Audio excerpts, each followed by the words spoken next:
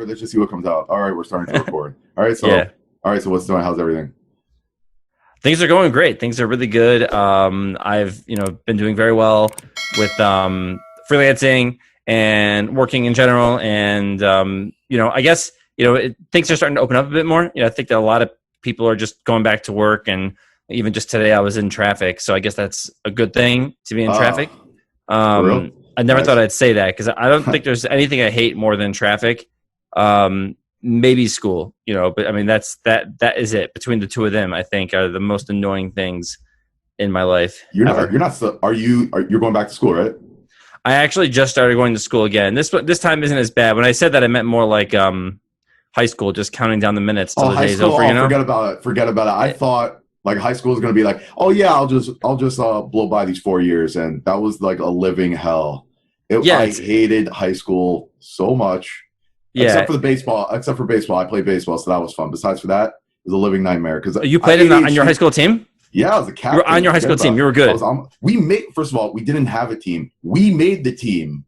We went up to the administration and begged them for a team. It took us a couple of years, but we got a team. So yeah, I was captain of the team. Sure. That's pretty cool, man. I am bragging. Yes. 100%. That's fine with me. I mean, I played baseball, but I was so bad at it. I mean, I say one of my big regrets in life is I wish I would have practiced more. I wish I would have put more effort in to like really make it work. But I didn't. Why? Why? You wanted to become a baseball player? It's not fun to play if you're not good. Like, it's just not fun to go up and strike it all the time. And like, people are nasty, dude. Like, I can't. Looking back on it, I mean, people were absolute tripe. I mean, they were just the scum of the earth. I mean, they were just the worst people. And I'm not even putting it lightly. I'm not saying it's an excuse. I'm not saying I was good. Like, I'm fully willing to admit that I was not good. But why? Like, I'm 12, dude. I mean, No, it's one thing coming from another 12-year-old, but there's another thing coming from like a 58-year-old father who's like, get the hell off the field. What's he doing on the field or whatever it is? It's unbelievable. Yeah, they were nasty. The coaches were nasty. They took it too seriously. Oh, it wasn't on my high school team. Like, we're talking like Park District, Little League Park District. That's not super competitive. Most of these kids are not going to make it to the big leagues. I mean, there have been in the past some guys in that league that have made it, but just because they were 10, they were playing in the same league everyone else was. I mean, this is just everyone wants to play. I mean, Little League, everyone gets to play. Okay, there's not the big leagues. You're not trying out for a team. Everyone does get to play. So, what's that? The problem is that baseball, like by 18, you're already getting drafted. So like you're already being drafted. You're actually already scouted to go to the top high schools. Like where I come from in Miami, where like Florida is the number one place for talent besides like the Dominican Republic and makes elsewhere. sense. Florida's you can play. Like it's warm. Yeah. Where I play, high school field, like we didn't actually have a field for ourselves, and other high schools that didn't have fields either, we would rent this high school. When you walk in, it has like seats for like 500 people. You felt like you're walking to like a minor league stadium, or whatever, like really cool. well up kept. And my hair is disappearing constantly. I hate that. It's fine. Yeah, don't worry about it. But we walk in, we were playing a 7:00 game, and this little short kid is closing the end of the game. Guy's throwing like 95 miles an hour, right? A high school kid throwing 95? Are you serious? High school kid, 100%. Is that common now? 4.2. It's very common. It's very common. It didn't used to be like that at all, right? I mean, it did not used to be like that. I mean, steroids are very prevalent. I mean, if they're saying, oh, they got rid of steroids, bull crap, they got rid of steroids. Steroids are very prevalent. Are kids really taking steroids? You sure about that? 100%. Wow. There's no question about it. They can get around it so easily.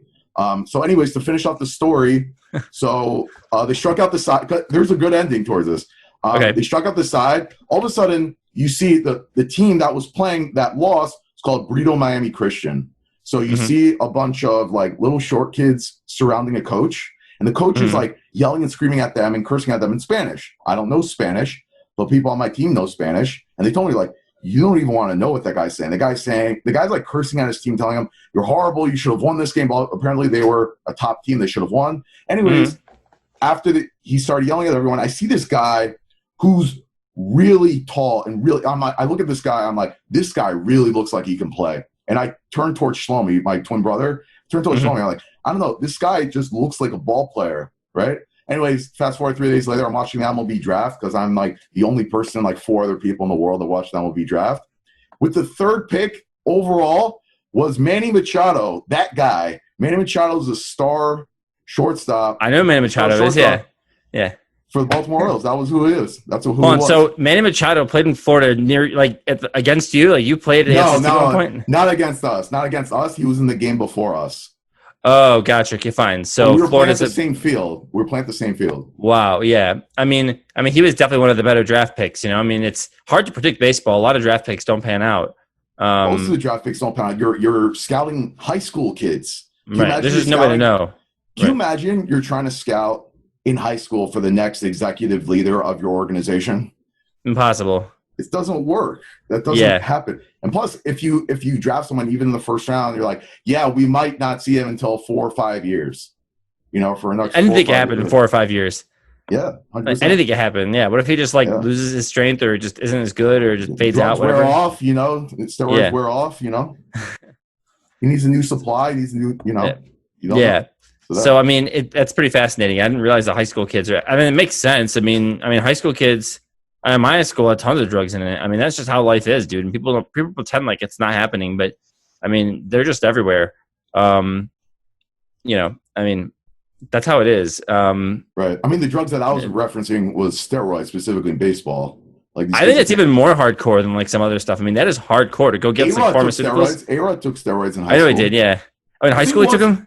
In high school already. In high school, you know. Yeah. And the thing was, what a disaster was that he was already an unbelievable player. He didn't take the steroids, but he took steroids anyways to be stupid. Yeah. You know. So like. No points. Yeah, Frank Thomas didn't take steroids. Frank Thomas is actually huge. He's a natural monster with a great eye. Yeah, 100%. And he walked. He didn't just go for the fences every time. He actually get walks. And so he was. He was such a baseball fan. I'm a huge baseball fan. Yeah, I like the White Sox. So I'm very proud of the fact that he's the best. Yeah, no, but hey, they're gonna be good though. I think that they're improving. They're improving big time. Maybe. I mean, you're Miami, dude. I mean, like the Marlins. I'm a Mets fan, to be honest. Oh, you like the Mets though? Are you from New York originally? Where are you from? No, I'm not. But I was dropped on my head as a kid. No, for real. My parents are from Jersey. My dad's a huge Yankee fan, so I guess I grew up as a Yankee fan. Whenever we were once invited to go to sit in a skybox in Tampa Bay to watch the Yankees, and so I was a kid, and so I was promised a Yankee hat after the game. So when I went to go get my Yankee hat, they had no more Yankee hats, but they had a hat that was similar with an NY on it that was a Met hat. So I got a Met hat, and ever since then, like I just started following the Mets. You know, I grew up with watching Mike Piazza, and I slowly but surely became a Mets fan. I'm a true blue Mets fan. I did not just fall in love with them just out of random. You know, like there was a reason for it. So yeah. Well, I don't understand. I mean, if you grew up in Miami, like, I mean, I understand the Marlins haven't been good in quite some time. But I mean, is that just how it is there? Just no one cares about the local sports teams in Miami, or what? It's because we've been sold out so many times that we've been fed up with this. You know, they purposely. It's like they'd win a World Series and then like sell the entire team, like sell all the players so that they don't have to pay any of them, and then they just go from like first to last all of a sudden. So nobody wants to support someone who. It's not about winning and losing. You don't even try. Like they're purposely selling the team to make money. For a lot of years, the Marlins, if you were to ask someone, what's the top grossing revenue team in Major League Baseball, someone would say, oh, it's got to be the Yankees. It's got to be New York team. It's got to be Los Angeles Dodgers. It was the Florida, not Miami, Florida Marlins. They were paying like $13 million in total salary. The Yankees, Steinbrenner was writing them a check for $30 million himself for the luxury tax. Oh, I see what you're saying. Making the most money possible, you know? The Yankees were paying hundreds of $million in salary, you know, whatever, you know, at the time, for sure. Yeah. I guess, I mean, revenue and everything. Yeah, I mean, the White Sox have been bad for a while, but they at least are trying to win or doing something. They've been bad for quite some time. When I was a kid, they were always above 500 every year. I mean, they were always at least competitive, right? They only made the playoffs a handful of times, but they were at least competitive. So I guess they never got like upset that they were just trying to throw it. But I couldn't imagine if the team were actually intentionally just throwing it all the time and not even caring if they win. 100%. What do you have to say, by the way, about the White Sox are always like the arch nemesis in every baseball movie there ever was? Are they really? I mean, what about Field of Dreams? Not the bad guys in Field of Dreams. Well, if you look at Angels in the Outfield, they were the bad team. That's a terrible movie, though. I mean, that is legitimately one of the worst movies. I'm sorry. I think you just hit right home. I think that is a terrible movie. That is the greatest movie of all time. Sorry. It's like The Godfather, and then I mean, look, I haven't watched a movie in years. I mean, it's been quite some time. So you've seen it. You've seen it. Yeah. I mean, when I was a little kid, so I don't really know for a fact. I mean, that is funny. I didn't think about that. I mean, for a team that's not the most popular team, they're in a lot of movies, right? I guess because they have history. Major League. Remember Major League? Oh, sure. Yeah. Okay, fine. Yeah. So I guess never thought of it like that. For sure. Yeah, I never really thought of it like that. It's always like the jerk guy for the team that nobody likes. Usually it should be the Yankees. Always the White Sox. I think they just picked the team that the least amount of people like. I don't know. Yeah, it's funny because White Sox fans love the White Sox. They're very loyal fans. Yeah, no, they're very loyal fans, and they hate the Cubs. Then again, a lot of it's overrated too. A lot of it, most people don't care. I would say they're just kind of like whatever about both teams. I mean, I think they could be good this year. They have good talent. I mean, this year is be crazy. I mean, only 60 games. I mean, that is not very long. If they even get that. Rob Manfred's, by the way, the worst commissioner there ever was in any sport ever. I think that the renegotiation ended this year, so I think he's probably gonna. I mean, we'll see if the owner's gonna keep him, but I mean, he's got to go because he's horrible. I mean, he pretty much botched this from the get-go. I mean, there's this new rule. It's this dumb rule that you have to the new pitcher has to face 3 batters unless he finishes the inning or gets injured. I mean, that is a dumb rule. That is not. I never heard of this. What they have? This is a new rule. Now? You can't take them out for one pitch anymore. Correct. There's no lefty specialist, so any relief pitcher you bring in has to face 3 batters, and you're not allowed to bring in a position player unless he's designated as that. So like Shohei Ohtani is a position and a pitcher because he's designated. I don't know how it works exactly. I think the players aren't going to put up with that because they're renegotiating the bargaining agreement at the end of this year, and then they'll probably get rid of that. It's a dumb rule. I mean, that is a stupid rule. I wouldn't necessarily be against it because it makes the game faster. I hate watching those stupid – when you're watching Marlin games in Miami, that stupid Marooney commercial came on all the time. Like, Marooney. It's a used car commercial. Like every single time they had a picture. Cue the Marooney. The Marooney called him the bullpen. When you need a car, truck your van. Oh, they would actually have it hold the call. Marooney. Yeah, 100%. That's awful. Yeah, that's annoying. That is so. If you throw one pitch and then I got to hear that song again, it's awful. What would be smarter is when the pitcher gets to the mound. Well, I mean, you can't really do this. I mean, he warms up in the bullpen. He has to warm up on the mound too, usually. So I don't know how you pull this off. He already warmed up. Just let him throw. Right. It could be maybe you could say no warming up on the mound. Once you come in, you're in, and there's a time limit or something. I don't know. I mean, the games are definitely longer than they used to be. I'm not sure what they could do to speed it up, but I don't know. But I just think that taking that strategy away from the managers is really bad. To say that every pitcher has to face 3 batters, I don't know. It's this year it's worth trying for sure. From a strategy perspective, I think everything should be on the table. I think you should be able to do whatever you want. Yeah, I mean, that makes sense. I mean, like the Rays last year had this shtick they were doing where they would actually take a position player. Okay, they would here's what they would do is they bring a pitcher in, okay, and then they want him to face the first batter up and the third. So they would bring him in for the first batter, have him play first base, okay, take the first baseman out of the game, I think, and then bring the other pitcher in for the second batter, like the specialist, and then put the first baseman back on the mound. Right. And then bring someone else in. It'd really take two players out that way. But you could do that. I mean, but they're not going to let that happen anymore. They don't want that. But that's how they won. Like, that's how they won. Like they had unique strategies, yeah. They would do that, I think, for 6 innings and then put a starting pitcher in the 6th inning, and he would just, like, finish the game. Yeah, stuff like the opener, right? They'd have like a relief pitcher start the game. You put like your closer in the 1st inning. It's like, it's kind of random, but it's cool. Yeah. I mean, baseball is a great game, but I feel like we're losing, a big generation of fans because Major League Baseball hasn't done a very good job marketing the sport the same way that, like the NBA markets itself. The NBA is much more successful and then reaching out to young fans and whatnot. And expanding it. I mean, that's how I see it, but who knows? They also, with the whole cheating scandal, they didn't defend people who follow the rules. If you're not going to follow the rules and you're not even going to get punished for it, people are pissed. If you cheat and you don't get punished, you still get a ring, you still get a World Series title. Nobody wants to watch that product because it's crap. It's tainted. Yeah.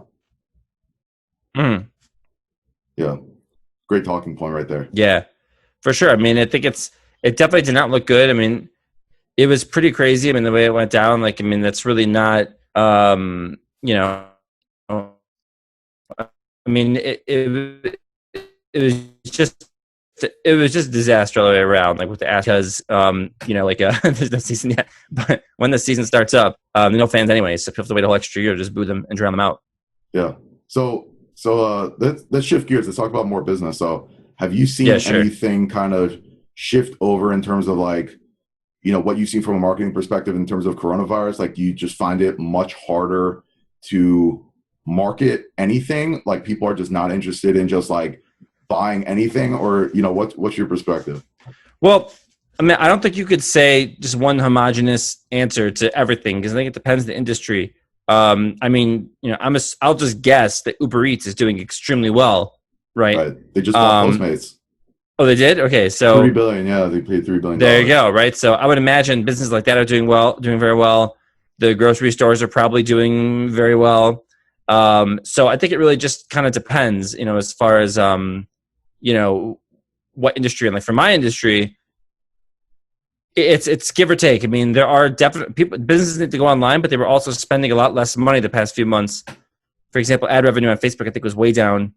For other reasons, but yeah. The companies, let's say you market, okay, let's say you're advertising a local business. Like, you have to come in like a coffee shop. Well, that you're not going to pay to advertise for that now. At least you wouldn't 2 months ago. Now things are opening up. Things are changing. I think that, you know, people just got fed up, and we can't just be on lockdown forever. That's probably part of the reason everyone's getting so political nowadays, because they kind of have to by necessity. It used to be you could just go to work back in 2000, ancient year of 2019. BC, before Corona. Yeah, before Corona, right? You could just go to work and just mind your own business and get political about everything. But now, I mean, the government's inserted itself into everyone's lives, essentially saying you have to close up until we say you can open up. But we don't really have a reliable metric for when that is. Like, okay, so when it got open up? Am I supposed to stay till there's a cure? Like, when did that happen? Is it that I'm supposed to stay on lockdown until the hospitals aren't overwhelmed? Do we figure that out? Or am I supposed to stay for a cure now? What exactly is the goal? What's the metric? And basically the market forces on their own decided that people aren't going to put up with this anymore. They're just not going to stay home indefinitely and just let everything that worked for just go to the gutter, especially when you have all this overwhelming evidence that young people really aren't dying from coronavirus. They're not.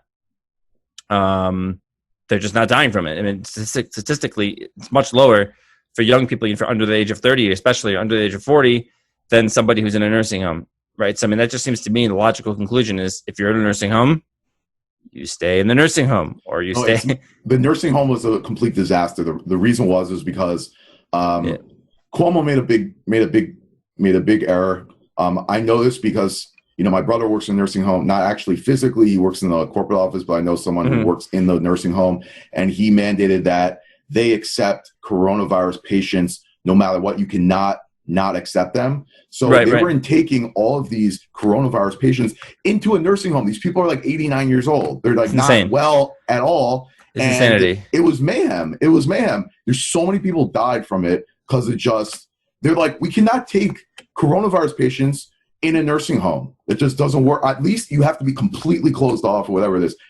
This place is a walk. People are 90 years old. Like, you know, it doesn't work. I know about that. It's insanity. So that was a big problem. That was a big problem. For sure. I mean, it's total insanity. I mean, it's really crazy. I mean, I think, you know, I haven't really felt the difference in my business. Then again, I don't have the kind of numbers to really give you an accurate sample size. I'm just one guy. Right? I'm just a freelancer.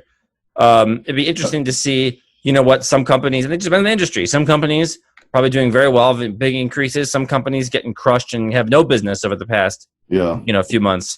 And I mean, I think things are going to recover. You know, the question is how fast they're going to recover, but people aren't going to stay on lockdown forever now, especially we've had an increase in cases, but not a lot of people have died since the increase in cases. So that just goes ahead and just proves that, look, young people aren't dying. Wear a mask, wash your hands, and we should be okay. Problem is like, you know, especially where I'm from, you know, these kids were literally asking for it. Like, they were literally just going partying. There's like 150 people in a pool. They're drinking out of each other's beer mugs, and God knows what else. And God knows what else I'm not going to mention on this. I think coronavirus is actually a blessing for them from all the other things they could potentially be transmitting, because these people, they absolutely are insane. Like, I have no respect for those people, but somewhat, whatever. You work, you know, listen, you get in your car, you go to your office, and that's it. Period. Right. But someone blatantly drinking from your beer mug and whatever, that's another thing. I mean, it's totally stupid. There's no totally unnecessary. But forget Corona. I mean, it's not. I mean, I'm 30. So it's kind of funny when you're 30. You look back like, wow, I must have been really dumb when I was 20. Like that's just how around I was 16. Like I was. I mean, I did stupid stuff when I was a kid. I don't think we all were that stupid. I was never the partier. I'm much geekier. I am not that person. Like in college, I didn't party at all. I really just didn't. You can ask my friends from then. I just never cared for it. I mean, no, you had a head. You had a brain. That's all. I guess, yeah. I mean, I just didn't care. It didn't interest me. I thought like bars were overrated. Like I never went to a bar. I think I went once. I was like, this is overrated. And then, I mean, this is a long time ago, right? Like, obviously I would never go to a bar now. Like I'm an Orthodox Jew, but, I wasn't then, I mean, that's a long time ago. We're talking more than 10 years ago. So about 10 years ago, 9 years ago. Well, so, it's really, I didn't care for it. I wasn't interested. Yeah, of course. I mean, but then again, right, the kids aren't dying from coronavirus. So their point is, put that to the side, the behavior, right? Just say that it's bad behavior as far as corona is concerned. I mean, young people aren't really dying from corona. They're not that scared. I mean, they don't want to stay in lockdown forever for something that's not really killing young people statistically. I mean, statistically, I think children, I mean, like literally almost 0 children have died worldwide from coronavirus. I mean, literally. I know one kid who died from coronavirus. A child? Yeah. It was corona? Or complications from like other things? It's probably complications. Yeah. It was a mix between like corona and like cancer. So like, I don't know, okay, that's right. really bad. The question is, really how do you classify that? Is that corona? Right. I'm talking about healthy people.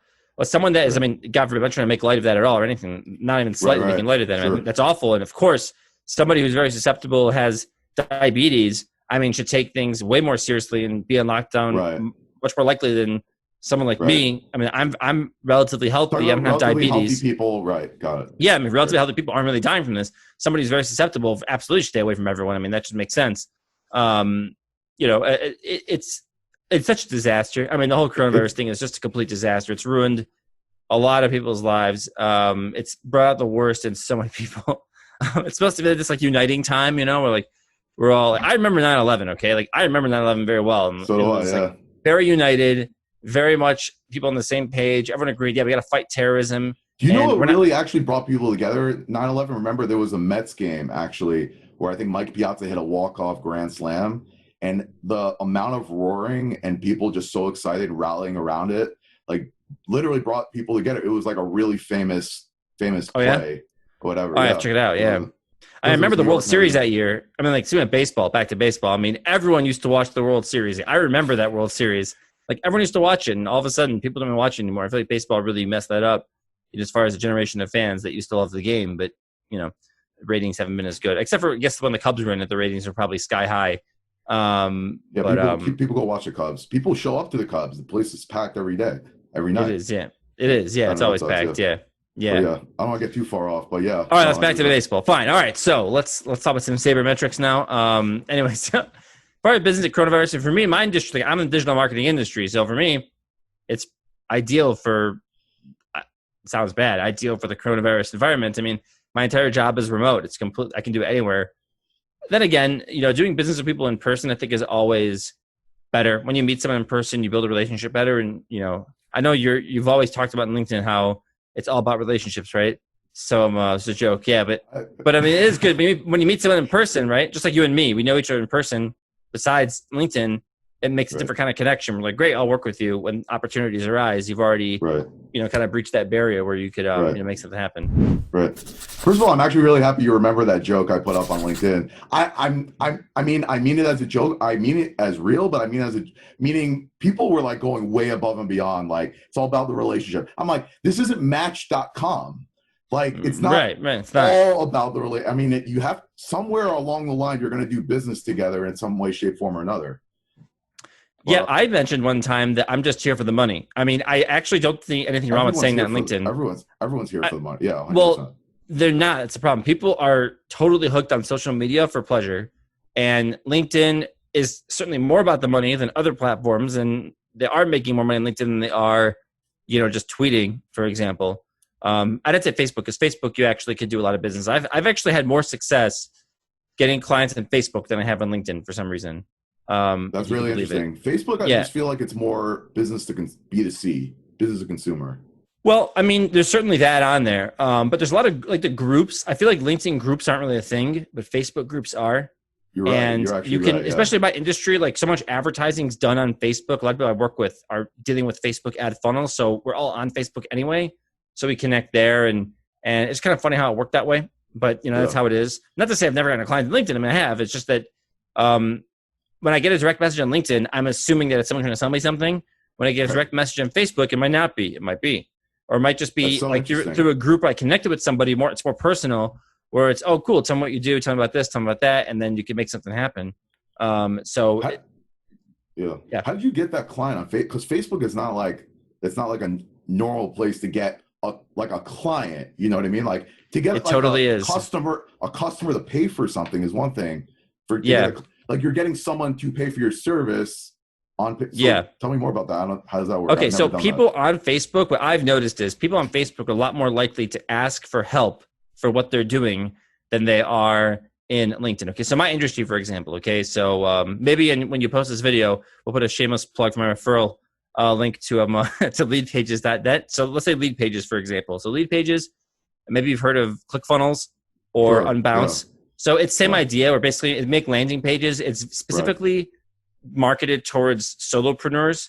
So it's really easy to get your own personal website up with Lead Pages. You can make landing pages if you want to sell an ebook or sell an online course or sell even a physical product. You could do all that with Lead Pages. Or let's say you want to host a webinar and you want to bring them into your webinar and make a landing page out of that.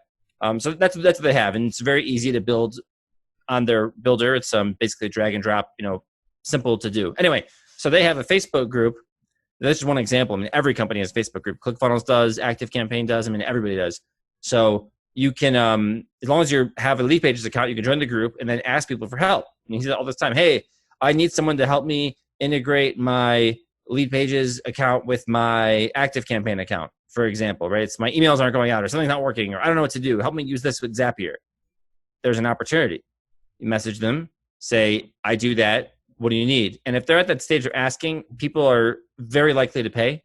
You can always jumpstart it, help a little bit, help them, which I like to do is, hey, you could do this, you could do this. And they say, I'm too confused. I don't really get this. I need to get this thing running. Can you help me? That's how it works. You're right. As you mentioned it, I know someone who built an entire company from that. He was helping, people were asking a lot of questions and they weren't really getting the answers. He gave them like a really good answer. And then the guy asked him, he's like, could you do this for me or whatever it is? He's like, sure. And then he realized there's so much demand that he just started a company and that was it. So that's awesome. Yeah. That's awesome. That's simple. Yeah. That. Right now, Facebook kicked me off for some, I wasn't using it enough and they threw me off. And so right now they asked me for my driver's license ID or whatever picture it is. I clicked submit and like, okay, because we have a lot less people working, it might take a little while. That was like 2 months ago. I'm still in review. Wow, I'm kind of surprised. I don't even post on Facebook. I don't do anything on Facebook. They probably just get rid of it. They want to clean it out of accounts that aren't active because they want it to be their interest right now. They're so big that they just want to keep it a positive experience for the user. Sure. Well, so they don't, right. They don't want junk accounts. For you, right? It wasn't. So they don't want the people that actually use it. They don't want junk accounts bothering them and spamming them. They don't want ads that are, misleading or stuff they don't want to see. And like advertising on Facebook is just a headache. I mean, you really have to know what you're doing to get an ad to stay on because they just take everyone off. We can talk about that. But I mean, Facebook ad compliance is just a nightmare as opposed to YouTube. You could basically say anything you want. But that's because that newsfeed on Facebook is the most valuable digital real estate online. I mean, it is. It's the most valuable online real estate. I think so. I mean, it seems to me. I mean, that's probably the best place for your business to, in general, to advertise. I remember my brother and I actually not too long ago. We started the business. We were selling women's cycling gloves, and we first wanted to drop ship them because we didn't want inventory, none of that. And then finally, once we get enough orders, we would then beef it up, actually have inventory here, blah, blah, blah. So when we were primarily selling on Facebook ads, our third month we got to like 4,000 in sales for the month, whatever it is. That was like break even, but something happened where we had to pause the account. And because we paused the account, all the momentum that was going into it is lost. Apparently Facebook ads, the way they work is a cycle. It's got to continuously just go. If you stop for whatever reason, you're screwed. You have to start over. Well, when you say pause, what do you mean pause? You just turned the campaign off and then turned it back on? Just like that? You didn't do anything else? Yeah, but turned it off for like a week or whatever. Or yeah, I mean, no one really knows. That's the thing. They are interesting, to say the least. But, the reason it's so good is because their algorithm is so smart that it knows how to present your ad to the right people at the right time. When the right kinds of about you. Yeah, so like when you make an ad, you could make certain types. Like, for example, there's different types of ads. There's traffic, which is designed to get traffic to your website. There's lead ads where you want to get someone to just give their contact information to you. There's conversion ads designed to get them to actually buy something at the end of your sequence, end of your funnel. And Facebook will, depending on what goal you set, Facebook will adjust the positioning of your ad towards people that are likely to convert in the action you want them to take, if that makes sense, because it knows their behavior on the website. When you put, for example, like Facebook Pixel, which tracks everything you do when you're off Facebook, once you click the ad and you go through the funnel, it's monitoring everything. So they know who's likely to convert on certain types of ads. And as long as you let your ad run, you have to let it kind of cook there. Let it cook for a while. Let it sort of figure it out and learn. Then it's going to go in front of the right people over time. So when you pause it, but I would think if you pause it and turn it right back on, it would be okay. But who knows? I mean, they are weird, dude. I mean, they are just weird. I mean, no one really knows. It could be that it does mess it up. I don't know. I know editing it for sure messes it up because now you're changing what it's going for. You've changed for sure. So once you have it running, you want to just let it run, let it go. If it doesn't work, it doesn't work. If it works, just let it go as long as you can. Right. Eventually, it'll die down because you get what's called ad fatigue, where people have seen your ad too many times. They're just like, oh, this ad again, and they start skipping over it. You'll see your revenue start to drop. Time for a new ad. Right, and then they call you to fix it. Then they what?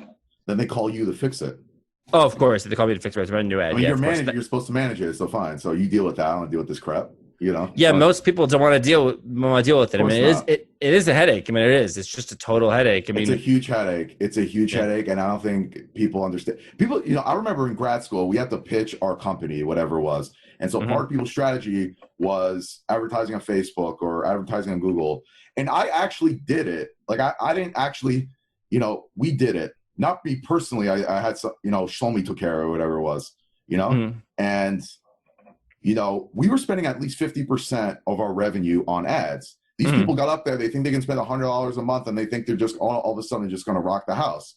$100 a month is nothing. It's nothing. It takes at least 3 or 4 months just to break even, like just to even get the data that you need, or whatever. Often, it could take a long time. And some ads, the best ads. Here's the secret. The I don't know the Jewish way to say this, but the holy grail of advertising. What would you say is the equivalent? Yeah, I don't know. All right, so whatever it is, I like the Holy Grail. I use the Holy Grail. Advertising is to be able to convert in cold traffic. If you can convert in cold traffic, meaning Facebook doesn't have to learn as much because the first time they see your ad, they act on it and buy, you're in. That is what you want to do. And there is, a system I use that is specifically designed to convert on cold traffic.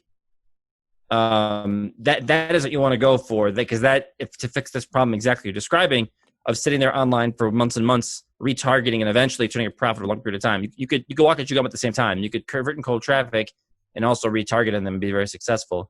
But I mean, it's a blue ocean out there. There's a lot of people on Facebook. I mean, I think they have well over 1 billion users worldwide. Obviously not the United States only has 300 million people, but worldwide. I mean, they have I think over 1 billion users. I'm pretty sure. I mean, that's a lot of people.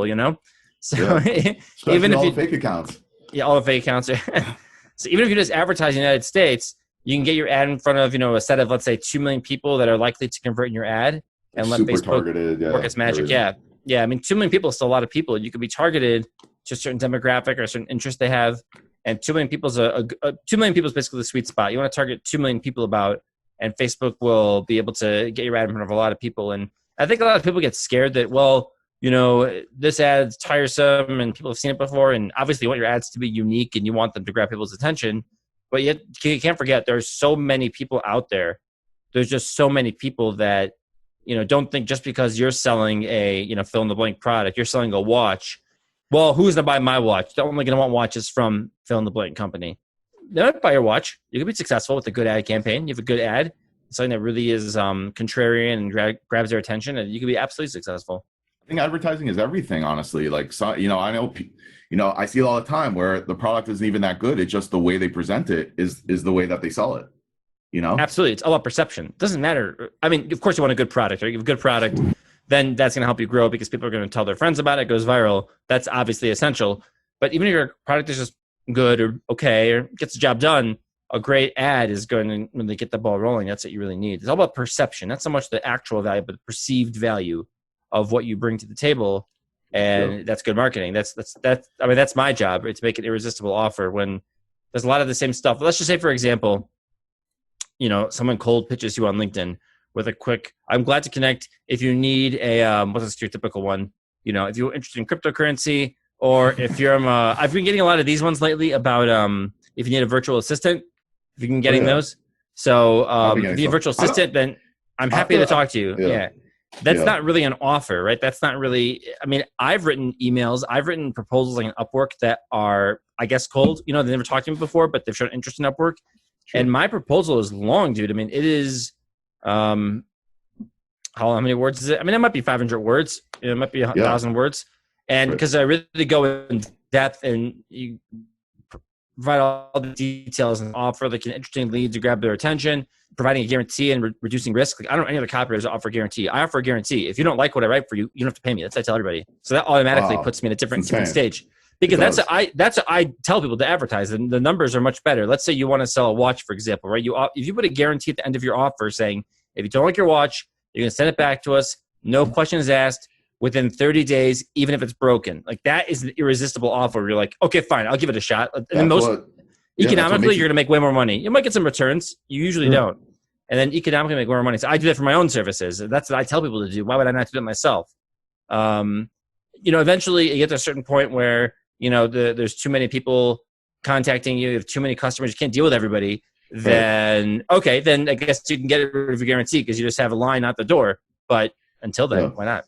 No, 100%. That's how Amazon and Walmart are so successful. When you buy something from Amazon, like if I'm like 50-50 on it, I'll buy it anyways because I'm like, if I don't like it, I'll just return it. Doesn't matter. Like, absolutely. All this equipment, everything is from Amazon. All this stuff. Everything. Oh, everything. Yeah. You can return anything in the store. It's so easy. You just walk in and done. Sometimes they even let you keep it. They're just like, all right, keep the item. Yeah, my item came late. They said, keep it. They sent me another one. Also, they started doing, actually, UPS is actually coming to my house to pick up a return for free. Really? Yeah. Wow. Sure. They're not messing around. Why would you do business anywhere else then? It's that 100%. Easy. Why would you do business anywhere else? 100%. 100%. That's so back to marketing. So don't you work for like you work for a health organization, correct? Yeah, I work for a nonprofit organization in the healthcare industry. That's my regular job, right? And then I also have, I guess I could say which company, but I'd rather not, just because I don't know. Yeah, no problem. I didn't sign an NDA, but so it probably is fine, but just because like I'm talking about my own services, so I feel like maybe no worries. Who cares? All right, it doesn't matter. Anyway, so I'm just trying to think. It makes sense. So I work for a not-for-profit where they have email campaigns, where I deploy the emails and manage their lists. And basically just keep track of keeping that list healthy. There's only big lists over here, like 100,000 people are going to receive an email, like a lot. Right. What are they trying to accomplish, though? What are they trying to accomplish? They just want to keep people up to date on stuff, or? Oh, well, they have all kinds. Yeah, they have news, they have products, they have books, they have services. There's a lot in there. It's like a big organization, so they help a lot of people, in their niche. Is pretty big, and it's a massive organization. We're basically, it's way big. I'm running this now because I'm my own company, just me. Freelance, a lot different than like an actual company that has business units, right? So there's lots of different business units within that each serve a different, provide a different service or satisfy a different need depending on who the marketplace is. You're talking big companies like Amazon. Amazon's always the classic example because they're so big, but they have so many customers, right? There's just so many different types of people that I would imagine their email team is absolutely off the hook. They probably have like thousands of people just doing that. And because there's just so many people to talk to, and it's worth it. All you need is a handful of people to act your email, and you make a lot of money. So that's why it makes sense to hire a bunch of people, and you can pay them all decent money, and it's worth it. 100%. I mean, someone that you've already have as a customer is like 10 times more likely to buy from you again. Absolutely. Than getting somebody cold, right? 100%. Absolutely. Yeah. That's why cold traffic's so valuable, right? If you could breach that. If you could breach cold traffic, that's insane. Yeah, that's like the number one thing in the world. Exactly. Right. But exactly. A buyer's a buyer's a buyer. But even in the cold traffic, right? So if I want to sell back to the watch analogy, who am I more likely to sell a watch to? Someone who buys a lot of watches or someone who hasn't bought a watch in 10 years? Someone who buys a lot of watches, obviously. So if I have a new watch, my ad is going to be written very differently because I'm talking to somebody that buys watches. That's cold traffic. It is cold. You haven't bought a watch from me yet. I want to tap into that marketplace. You have a lot more work to do to convince someone out of something, right? To someone who's never bought a watch to buy this watch. But that's also very successful if you know how to do it. It's sort of like the watch for people that don't like watches. It would be interesting. You could tap into that. I think so. I think that there's definitely a market for that for a lot of products. 100%. Well, you can create something. I mean, you know what you're doing. You've got a big whiteboard you can put up ideas and things like that. I have a whiteboard. Yeah, it's over there. It's not so big. It's a bit smaller. It's I don't know what size it is, but I don't have like the double XL whiteboard that's like huge that covers up like the whole wall. But I should get one. It'd be cool. But I haven't done one in a while. But I did a handful of videos on LinkedIn talking about some ideas and whatnot with the whiteboard. But I don't know. It seems like the written material people respond to a little more on LinkedIn, surprisingly. I mean, granted, we're doing a video for it right now. mainly for YouTube, but I'll put some bits and pieces on. You put exactly like LinkedIn style is so different. It's like 1 minute videos. So by definition, it's not really a video platform. Well, right. You're not even allowed to put a video, I think, over 5 minutes or something, 5 or 10 minutes. Yeah, exactly. It's a limit to it, right? There's a limit. It's supposed to YouTube. People binge watch there. They'll watch a 20-minute video. And of course, you put the sound on YouTube. The sound's on. Sure. So, I personally, it's funny, I'm on LinkedIn, but I really enjoy, even from a business perspective, forget personal. I don't use it for personal use at all, social media. From business perspective, I really like YouTube and Facebook a lot more. I think you can make a great business out of YouTube for sure. I mean, there's been a lot of people who've been successful with that. It just takes a long time, or you got to be on there all the time, just making new videos every day, and that's going to set you apart. But it takes a long time. I mean, it could take over a year. Yeah, listen, I'm doing it for fun. I'm doing it for fun right now. I like the interaction. I like talking to somebody, talking to you or talking to anybody else and talking business or talking whatever. And we just happen to be recording it. So I got one more subscriber yesterday. That's fantastic. All right, cool. But yeah, no, I mean, I plan on, at least putting up a video once a week. I'm not going to like kill myself or anything, but whoever enjoys it. Whoever doesn't, I don't care. Exactly. You don't have to care for me. Yeah. I'm doing this for me. That's a good attitude. Sure. I mean, right now, it seems like the sort of old school, now it's old school, the TV interview method where they're in sound bites and they're in short 5-minute spurts with commercial breaks. I think the model's kind of dying. I mean, Joe Rogan is the biggest podcaster and he has these like 3-hour long conversations with people. And because you actually learn something out of it, you actually might get something from it as opposed to quick sound bites where it's almost like performance art, or you're not really getting much out of the conversation. So I think it's good to have, deep conversation. You can learn a lot and gain a lot of different perspectives from people. Right. What's it called? Barstool Sports. Barstool Sports? I know what it is, yeah. So yeah, that guy just gets on and just starts talking a bunch of garbage or whatever it is. That's what he does, but it's hilarious. But people tune into that. He's got his own XM radio show, whatever it is. Really? Yeah. Yeah. I know what it is, but I haven't actually watched it or read it or anything. He does pizza reviews on YouTube. Pizza reviews? Pizza reviews. He literally goes to every pizza place ever, especially in the Northeast, and he rates them. And so he has such a big following. He's got hundreds of thousands of people that watch this. Even my dad watches his stuff. It's absolutely hysterical. He goes to a couple of like kosher places too. What do you say about them? He's a Jewish guy. That's the thing. He's Jewish, yeah. He's actually Jewish, but like he was standing outside of Bravo Pizza in New York City, and Bravo's is good. I've had Bravos. Yeah. So. And there was it was during Sukkot, so there was a sukkah there. And he's like, I don't know what the hell's going on. They have a sukkah over here or whatever it is. No, he gave the pizza a good review. He gave it, I think, an 8.2, which for him is very, very high. He's never he's given 110 in his life, and that was to the pizza place he grew up with. But the highest, I think he's reviewed probably 600 places. He's given less than 10 nines. Wow. So that 8.2 is pretty good. 8.2 is very good. Yeah. Yeah. Yeah. And he's a straight cheese guy, so there's nothing, He's cheese, yeah. it simple. He wants to try Yeah. the cheese pizza. That's keep it even across the board. 100%. Yeah. But he tried Blaze Pizza. I think that was LeBron James invested in it. He tries. He's like a 0. He's like 0. He's like a 0. He also went to the funniest thing ever. He went to 7-Eleven. He tried their pizza, and he's like, "This is trash." He's like, "I give it a 0.02." And then he bought 2 slices. He tried to give it to a homeless guy. The homeless guy's like, "I don't want that crap." Hilarious. Oh Fine. man, Andrew, thanks so much again for coming on the show. You're always welcome to come back. You're probably going to be a repetitive guest on this. Love talking to you. Love going back and forth, and we'll hope to have you again. All right. Sounds good. Yeah, I'll be one of your regulars. All right, there we go. Take it Okay. easy. All the best. Take care.